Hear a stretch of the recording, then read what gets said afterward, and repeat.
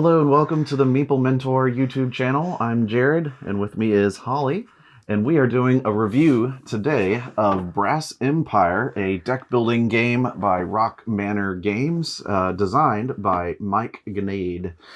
This is a steampunk themed deck builder with elements of Take That to it, and it plays 1 to 5 players in, I don't know, an hour or so. Something like that. Yeah, so we're going to be talking about Brass Empire. We just got a copy of this from Rock Manor Games and played it a few times. What are some of your initial thoughts, Holly? I'm not really big on Take That games. I won the first game and I lost the second game. Even having won one, I don't know. I've only played it 2 times. Yeah. So I don't want to accuse it of being unbalanced or anything like that, especially not have played at the player count, but I'm not a huge fan, to be honest. I think it has a lot of potential. Mm-hmm. It does. But it seems like one person can get a leg up and then that's just the game. Yeah. It seems like there's an automatic king making almost. I do see that point, especially with the having a runaway leader situation, where one of the main mechanisms is getting units and buildings that kind of stay out from round to round unless they are demolished or destroyed. Your units are essentially your active cards that you can use to attack other players' units and buildings, or their brass factory.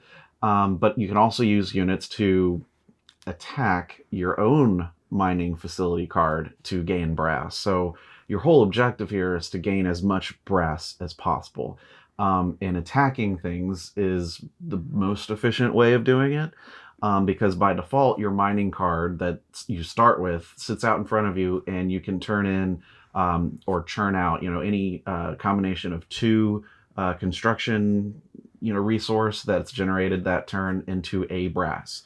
So it's not as efficient as just attacking it, because your attack value from your unit turns into brass points immediately. Now, I do agree with that on one level, but I did win that first game because I kept hitting that mining tower. Yeah. So I think there are different strategies to win. Mm-hmm. I really think it depends on your beginning corporation. Are they corporations? What are they? There's 5 corporations, and so there's enough for each player to have one, and whatever corporations aren't being used in your game, because of player count, are just out. But that being said, the market decks can have corporation cards from any of the 5 corporations, but they may or may not have any special effect for being of a specific corporation. There was one of the factions that we used in the first game, especially, that was very much like, hey, if you have this card or this building out in front of you, you can purchase other cards of your corporation kind for cheaper. Mm-hmm. And so that's the sorts of things that can come into play. But you could have any of them out of the game and still have elements of those extra cards in those markets. And it could also be that we just didn't select corporations that complemented each other in gameplay. Maybe the functionality didn't work from what we chose, because we chose randomly. Yeah. And in each game that we did, we chose different factions. So right. We've experienced all but one of the factions in total. And I will say that, the cards are different between your starting reserves for each corporation, and those cards can definitely guide your early strategies in the game. Mm-hmm.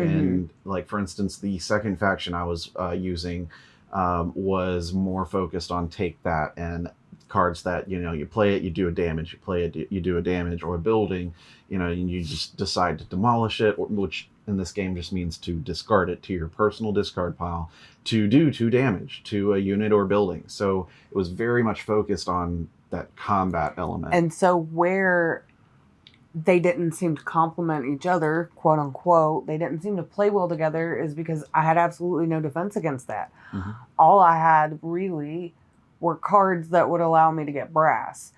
And building that was too strong. Hmm. So it wasn't really a whole lot of defense. I didn't. If I needed units, I had to buy units. Whereas in the previous corporation, they were part of. You They had were some less reserve costing. units. Let's put it that way. They costed less, so it was easier to get units out. Yeah. So yeah, I think it might matter the Hmm. corporations that you play against each other. And so one caveat to our, early games of not having a super great experience of how it could potentially be, because again, there's a lot of potential There's a lot of in this potential game. I'm curious if we were to play it at 4 or 5 players, if for that sure. might fix some of those issues.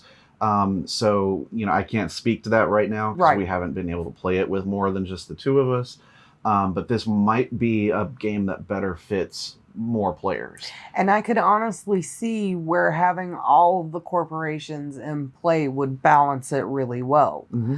Plus, it It's also, just, the mixture of what we've done, I think. because there's a lot of this, I have to attack and damage, units and buildings of another player. If there's more players, Yes, you get you less have, of the damage if you you're know, being attacked. Yeah, that makes less of a sense. You chance can of being spread it out. completely targeted. Right. So as soon as you get something out, it immediately fights or That makes a lot dies. of sense because Yeah. then I would be able to have more buildings out, and you had the same problem towards the end of our first game that I Yeah. won. Was I was destroying everything you put out because he Right. was the only one I could attack. Right. So once someone starts getting units, I mean, your incentive is to just use them every turn to either attack something, which does give you brass if you destroy it, or, more safely, attack your mining card, which just gives you brass. So Either way, it's a solid strategy, the and sooner you you have can get that. units out, and the more units you can get out, the better you're going to do in this Yes, game. absolutely. And so like she was saying, if you're starting corporation reserve cards that only you can buy from, but they're available from the start as sort of like a personal market, if those don't have units, then you're dependent on what comes out in the market. And there's 6 cards for the building unit deck and 6 cards for the employee deck. So And from it's random. It's not always cheap. yeah, so from those 6 that are, possible, let's say 2 or 3 of them are units, but if they have a very high cost, it may be a while before you can get a hand that's going to allow you to pay and, spend the right resources. There's 2 basic, soft resources that you generate, and that's labor, which is usually for employees, and construction, which can be used for buildings or also usually units. And so if you don't get enough construction or combination of both, because units can cost both, you may not be able to get a unit for a while. It can be a struggle. It can be a It can be a struggle. struggle. There's not an easy way, or at least a built-in way to the game that allows you to refresh that market. So, if it just turns out where there's a flop out there that no one can really buy You're from, just stuck with them for you're a little stuck while for a while. until somebody wants to take one for the team, basically, or finds one that they can employ. And that's where, if you have a unit and you're starting reserves, which are cheaper, then all of a sudden you have a huge advantage while other players or player has to essentially, build up their buying hands until they can get to a point where they can buy 1 unit. And yet the other player's already got 1 or 2 or even more and consistently getting out, brass. And you can run into things where all of the employees, they give you the employment symbol as opposed to the construction symbol. Yeah, the labor resource. That last game was rough. Yeah. I do like the theme. I like the setting. I like the idea Yeah. of, being able to, get the brass as like the one resource that you need to win, which is also kind of a timer in the game. You set up a certain number of brass coins, actual tokens, set up at the table. And once those are emptied, you've finished the round for equal turns. And then you count up everyone's brass that they physically collected, and cards purchased will generally have a brass cost to them or a value. So you add all that up, and whoever has the most brass wins. Well, I feel like it takes elements of TCGs like Magic the Gathering or Pokemon or stuff like that, where it focuses a lot on the combat and yet also uses that to generate a resource that triggers the end of the game. but there's not maybe enough balancing in place to really see its full potential as a combat game, nor as a full deck builder, because there's too many ways to purchase things and you don't really know what's going to come out. And the starting reserve cards are a little bit too unbalanced between corporations. So I think there needs to be better, like if using this corporation and 2 players, then the other player should use this one. Yes, there should be some recommended, guidance on what makes a good 2-player corporations to use or a 3-player corporations to use. Like those should be recommendations. Or maybe the player count is a big deal. Like figuring out like if player count fixes that issue, then by all means, like any 4 of them, 4-player game. That might be where this game needs to be, 3 and 4. 2 players can be very swingy. Like it's fun, but at the same time, it suffers from whoever gets their units out first tends to get a lead and the other player never really catches up. And the thing is, you can see that you're not going to catch up. Yeah. If I had hope. Yeah. And then the first time we played, and I also struggled. Yeah, I was like, you were like, "There's no way over there," and I'm building a deck like I'm used to doing in deck builders. It's a little discouraging. But none of the cards I was building up into my deck that I would be normally getting a great benefit from in most deck builders was not really what the game is about. Like it's as quickly as you can get units and or buildings. Mm-hmm. Like that's really it. And yet the first time I played, I focused on cards that were just going to improve my labor or give me more construction. And it's like, cool, I'm generating more resources that, used to buy cards, but just buying cards for the sake of better, resource building is not how you're going to win. It really isn't. Like you have to focus on cards that are going to attack and cards that are going to, defend, essentially. And sometimes what you draw, you're not able to buy those cards. Right. So I think, like I said, overall, this game has a lot of potential. Like the quality is great. The cards are really great. The artwork is really well done. The ideas behind it are nice, but I feel like there's some balancing issues and some overall runaway leader issues. And I can't speak for player count fixing some of those things, but, certainly look into the community around it and see what, fans of the game would recommend so that you don't run into those same problems. Well, I know for us, we mostly play 2-player games because, having just moved, it's hard to find somebody. Right. But I don't think I'm completely ruined, so to speak. I would try it at 4 or 5 because it does have to be good. Yeah, I want to sit here and go, I loved it. But so far I haven't. Yeah. But that could be because of the player count. Yeah. It's like I don't know right now. Like yeah.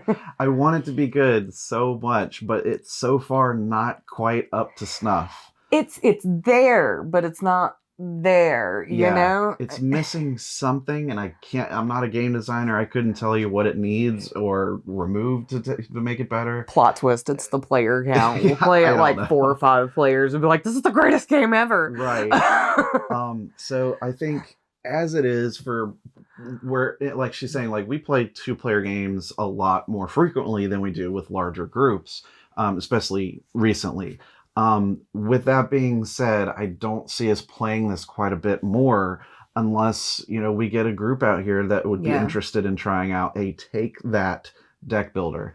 Which is also kind of that. It can be, especially with a new group of gamers. Nobody knows each other. They don't want to start. It's poking fairly at each other. Fast paced in the sense that it's gonna play in under an hour, but at the same time, if they're not familiar with deck builders, but also not super keen on Take That games, I don't know how easy this would get to the table for new players, or introducing to new gamers. Like, hey, we're gonna beat each other up pretty harshly here, and if you don't know the strategies, you're just not gonna have a chance. Yeah.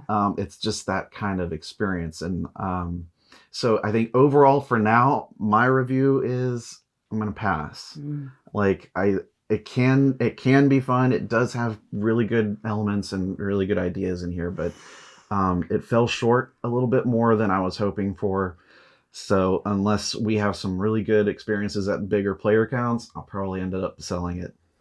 Yeah, I would say it's a definite maybe for bigger player counts, but being that from our, side of the table, so to speak, we only play 2 to 3 player games because that's all we can get together usually. Yeah, I wouldn't necessarily keep it on the shelf Yeah. just for the 5 player capacity, Yep. especially not knowing that and that it doesn't play well at 2, you Hmm. know. Yep, that's a good point. So, yeah, overall, that's our whole review for Brass Empire. Stay tuned to the channel for more content and reviews, including more reviews of games by Rock Manor Games. We've had a couple that came in recently that we're taking a look at, so stick around for those. But yeah, we have other content on the channel if you want to subscribe so you don't miss that, like unboxings, reviews, news every other week, tutorials, and more. So until the next video, I've been Jared. I'm Holly. Bye bye. Bye.